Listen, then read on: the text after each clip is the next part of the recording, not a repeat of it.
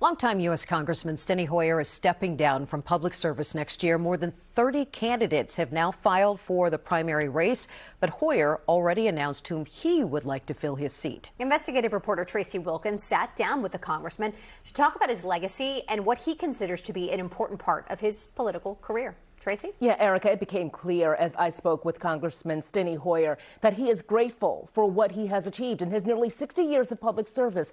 But as we talked about what he's done, there was one topic that moved him to tears: the unwavering support he's had from the African American community.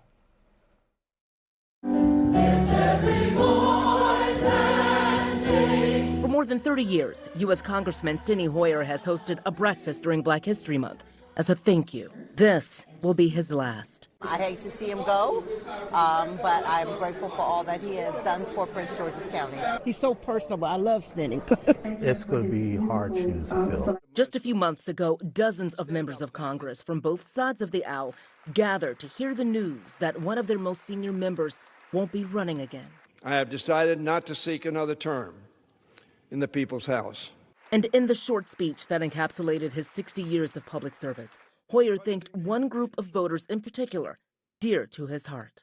To the people of Prince George's County, particularly the African American community. I was thanking people. I said, I really ought to thank the people who got me here. Hoyer represents Maryland's 5th congressional district, a majority Black and brown district that's 40% African American. A population that he says supported him from the very beginning of his public service career. I wouldn't have been elected to the state senate but for the African American community. Hoyer was just a few months out of Georgetown law when he was elected to the Maryland State Senate, rising to become the youngest president of the Senate in state history. He would go on to lose a run for Maryland's lieutenant governor, but later found his place in the U.S. Congress in 1981 and stayed. Over the decades, he's championed landmark legislation like the Americans with Disabilities Act.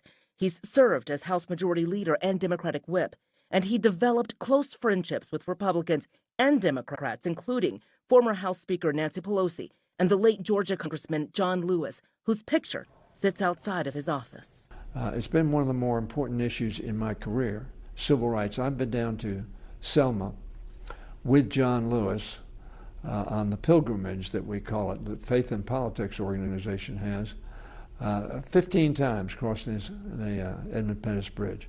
7 of those times hand in hand with John Lewis. During Hoyer's time in Congress, his district has changed, and Prince George's County transitioned from a predominant white county to Black. But Hoyer remained the dean of Maryland's delegation and state politics. He's been intentional about mentoring and supporting up-and-coming Black politicians like Maryland Governor Wes Moore and U.S. Senator Angela Alsobrooks. There have been so many of us that he's mentored and has really taken us under his wing and done so very, very personally to repay the support that he's gotten. And now, Maryland Delegate Adrian Boafo, who he's endorsed in the race for his seat. Hoyer fought to even the playing field for Prince George's and secure federal installations and jobs for its citizens, offering the stability that's helped to make it one of the wealthiest predominant Black communities in the country. But what he hoped would be his crowning achievement is being challenged by the Trump administration, the relocation of the FBI headquarters to Greenbelt. I'm disappointed with that, but I'm still working on it. As a politician who knows how to work across the aisle, the Congress that Hoyer first entered has changed, along with the tenor of American politics, but he says he does not believe the current polarization we're experiencing has to be permanent.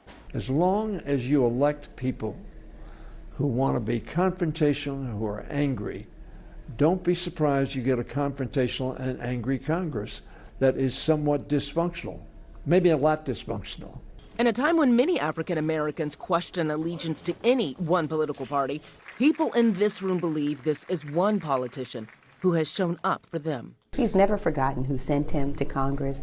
I think he's been deeply appreciative of the support he got from the African American community. Throughout my career, the African American community has been very loyal to me. And I hope they believe, and I believe they do because they've been supported, that I've kept faith with them. These are uncertain times for Prince George's and Charles counties, where a significant portion of residents have been impacted by federal job cuts and the dismantling of diversity, equity, and inclusion policies. Whoever wins the primary is heavily favored to succeed Hoyer in representing that district. And I got to tell you, these are savvy voters. So when you hear about that relationship between Hoyer and the African-American community, know that that's a relationship he earned. Right? He brought the dollars back to the district. He did the work for the folks in the district. And there are a lot of people who are saying, wow, big shoes to fill. And all of the committees that he sat on and the work that he did and how he was able to really leverage the power of Congress. There's going to be someone who's starting basically from the beginning, from scratch, to try and do the same. So this is going to be an interesting race. You talked about, you know, the work that he's done in the community and how much he's done for so many people. Did he at all say what he plans to do? I mean, like, you know, is he like, I just need to go sit down on the couch for a while? He's still a newlywed, technically. He just got remarried. All right. And he wants to spend some time with his wife. I understand that. I'm sure that she wants to spend some time with him as well.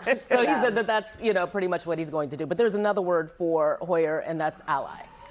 There you go. Absolutely. Thank you, Tracee. Tracee. Thank you.